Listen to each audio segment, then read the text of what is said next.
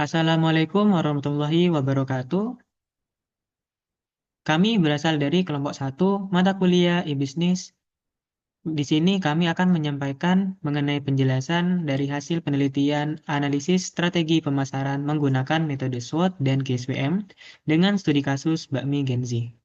Sebelumnya, perkenalkan beberapa anggota kelompok, yaitu saya sendiri Abdul Musamsul Arifin dengan NIM akhir 1044. Kemudian ada rekan saya Ari Kusuma Sumantri dengan NIM akhir 1057. Ada Muhammad Alifianur 1080, M. Hainul Anan 1007 dan Robert Turahman 2003.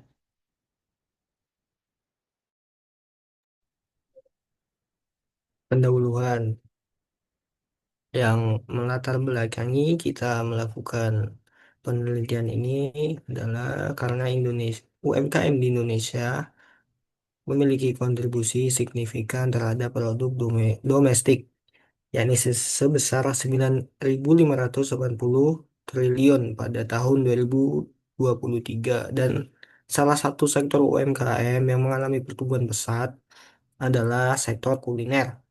Melihat tingginya potensi ini, strategi pemasaran yang efektif menjadi krusial agar UMKM dapat terus berkembang dan bersaing secara berkelanjutan di tengah dinamika pasar yang kompetitif. Dan objek penelitian kami, Bakmi Gen Z, memiliki permasalahan yaitu belum optimal dalam melakukan pemasaran digital.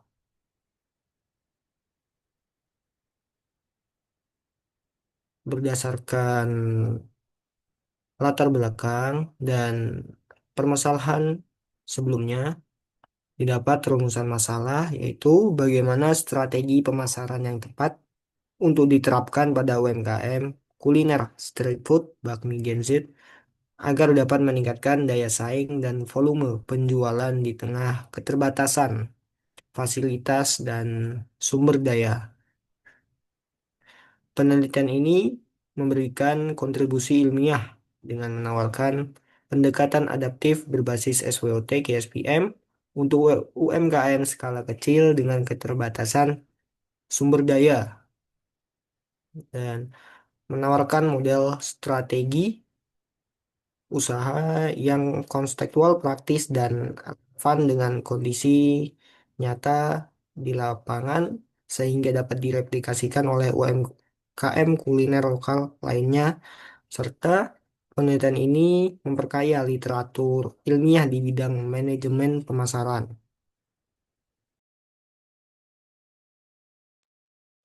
Metode yang kami gunakan yaitu menggunakan metode SWOT dan juga GSPM untuk merumuskan strategi pemasaran yang tepat.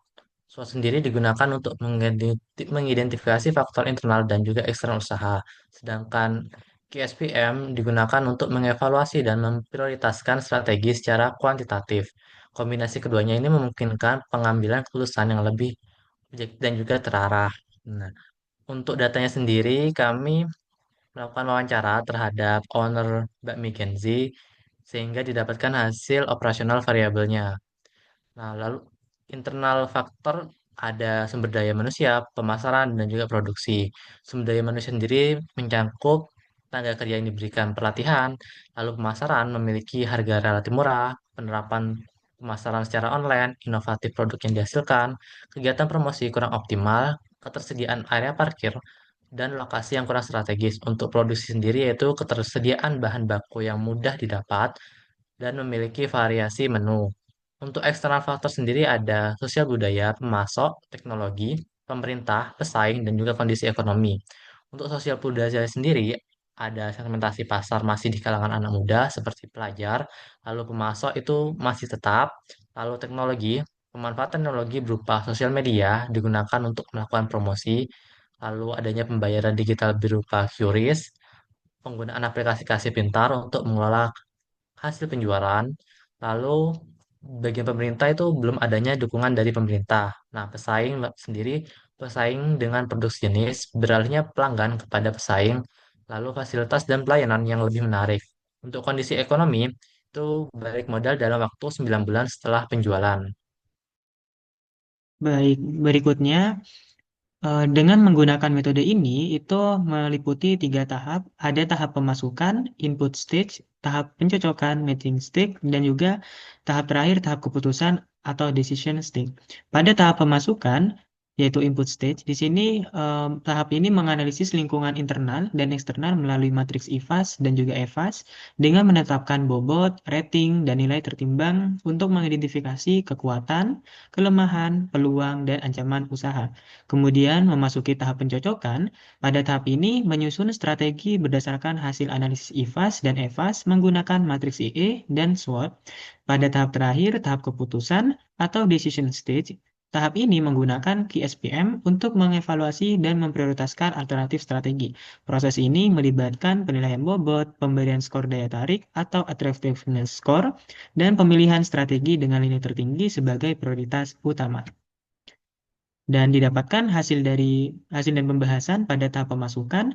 Berikut ada matrik IFAS yang mana setiap elemennya itu menentukan bobot, rating, dan juga didapatkan hasil skornya. Pada kekuatan atau string, tenaga kerja yang diberi pelatihan di sini diberi bobot 0,15 dan rating 3 dengan skor 0,45. Kemudian ada memiliki harga relatif murah, bobotnya 0,10, rating 4, skornya 0,40. Ketersediaan bahan baku yang mudah didapat 0,08, rating 3, skornya 0,24, memiliki variasi menu 0,07, rating 3, skornya 0,21. Berikutnya pada weakness atau kelemahan, di sini indikatornya pemasaran secara online itu memiliki bobot 0,12, rating 2, dan skornya 0,24. Inovatif produk yang dihasilkan 0,10, rating 2, skornya 0,20. Kegiatan promosi kurang optimal 0,13, rating 1, skornya 0,13. Ketersediaan area parkir kurang memadai, bobotnya 0,15, rating 1, skornya 0,15. Terakhir, lokasi yang kurang strategis memiliki bobot 0,10, rating 2 dengan skor 0,20, sehingga totalnya bernilai 2,20. Selanjutnya untuk matrik IFAS, mana untuk faktor untuk peluang yaitu opportunity dengan pemanfaatan teknologi berupa sosial media yang digunakan untuk melakukan promosi dengan bobot 0,10, rating 3, skor 0,30. Faktor adanya pembayaran digital berupa QRIS, bobotnya 0,0, rating 4, skor 0,24. Penggunaan aplikasi kasir pintar untuk mengelola hasil penjualan dengan bobot 0,15, rating 3, skor 0,45. Dan balik modal dalam waktu 9 bulan setelah penjualan dengan bobot 0,10 dengan rating 3, skornya 0,30. Untuk supplier tetap, bobotnya 0,08 dan rating 3, skor akhir 0,24. Kemudian untuk faktor ancaman atau threat, mana segmentasi pasar masih di kalangan anak muda seperti pelajar dengan bobot 0,13, rating 2, skornya 0,226. Dan belum adanya dukungan pemerintah bobot 0,07, rating 2, skornya 0,14. Saing dengan produk sejenis yaitu 0,08 dengan rating 3, skornya 0,24. Dan beralihnya pelanggan kepada pesaing. Skornya 0,10, rating 3, skornya 0,30. Untuk fasilitas dan pelayanan yang lebih baik, skornya 0,12, rating 4 dengan skor 0,48. Dan untuk total dari skornya yaitu 2,99. Untuk tahap pencocokan yaitu menggunakan matriks PA internal atau eksternal yang digunakan untuk menganalisis posisi strategis yakni Gen Z dengan menggunakan faktor internal IFAS dan faktor eksternal IFAS. Karena untuk skor rata-rata IFAS yaitu 0,20 dan skor rata-rata IFAS 2,99. Dari hasil pemetaan matriks IE ini menunjukkan bahwa bakmi Genzi berada pada kuadran 5, yaitu hold and maintain, mana akan kondisi bisnis yang cukup stabil dengan kekuatan internal dan daya tarik industri yang sedang. Oleh karena itu, strategi yang direkomendasikan adalah penetrasi pasar untuk memperkuat pangsa pasar dan pengembangan produk terbatas. Mana strategi ini untuk mempertahankan efisiensi di pasar dan tumbuh di persaingan yang ada.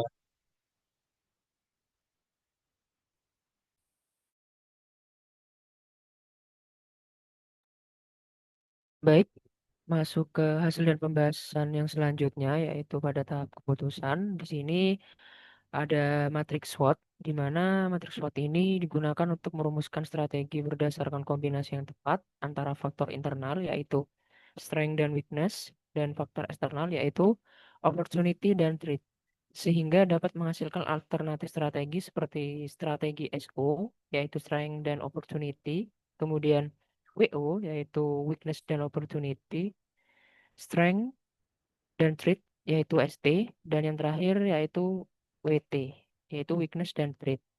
Nah, di sini untuk faktor internalnya, yang pertama itu ada strength. Di sini yang pertama itu ada tenaga kerja yang diberi pelatihan, kemudian yang kedua yaitu memiliki harga yang relatif murah, kemudian yang ketiga yaitu ketersediaan bahan baku yang mudah didapat, kemudian yang keempat yaitu memiliki variasi menu.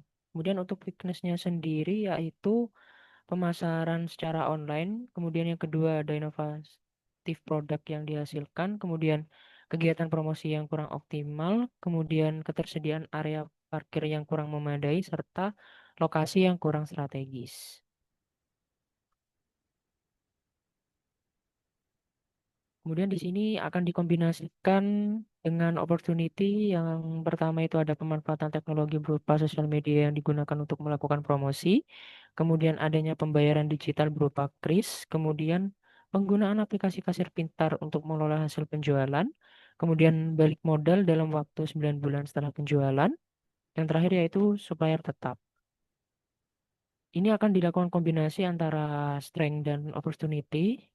Eh, yang pertama menghasilkan yaitu mengoptimalkan manajemen SDM, kemudian penggunaan teknologi, kemudian pelayanan, harga yang terjangkau, kualitas serta variasi produk untuk memenuhi target permintaan segmen pasar yang luas.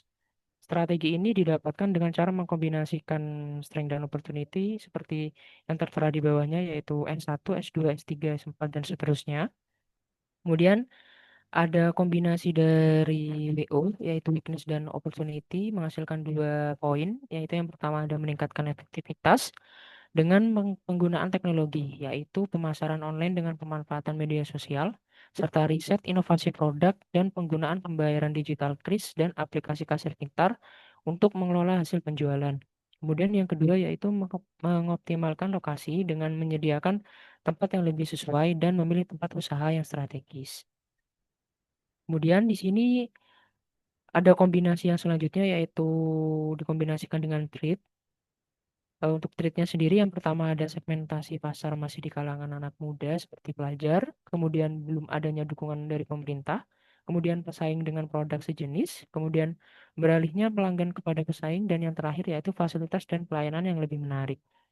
Ini akan dikombinasikan dengan strength dan weakness. Untuk kombinasi strength dan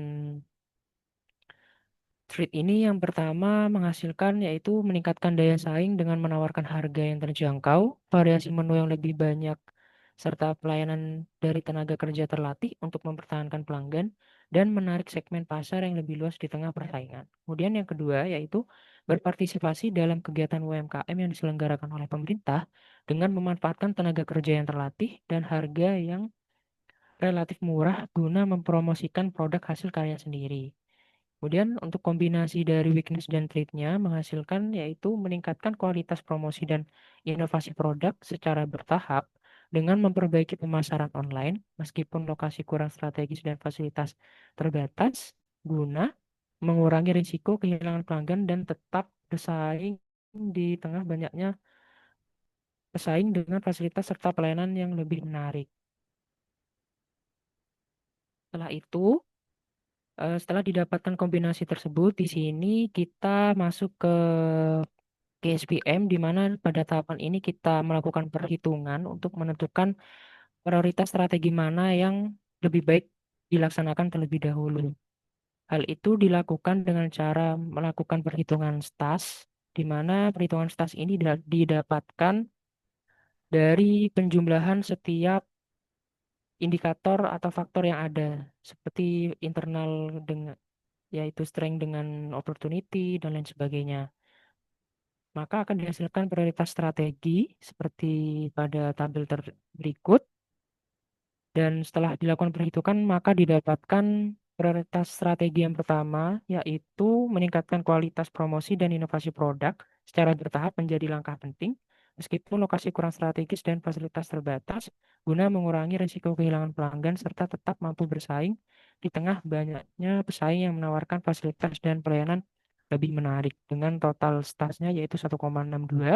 Kemudian yang kedua yaitu mengoptimalkan manajemen SDM, penggunaan teknologi, pelayanan, harga yang terjangkau, kualitas, serta variasi produk untuk memenuhi target permintaan segmen pasar yang luas. Dengan total stats yaitu 0,9. Kemudian yang ketiga yaitu meningkatkan daya saing dengan menawarkan harga yang terjangkau, variasi menu yang lebih banyak, serta pelayanan dari tenaga kerja terlatih untuk mempertahankan pelanggan dan menarik segmen pasar yang lebih luas di tengah persaingan dengan total stats 0,78. Kemudian yang keempat yaitu meningkatkan efektivitas dengan penggunaan teknologi, yaitu pemasaran online dengan pemanfaatan media sosial, serta riset inovasi produk, dan penggunaan pembayaran digital kris dan aplikasi kasir pintar untuk mengelola hasil penjualan. Dengan total stas yaitu 0,65.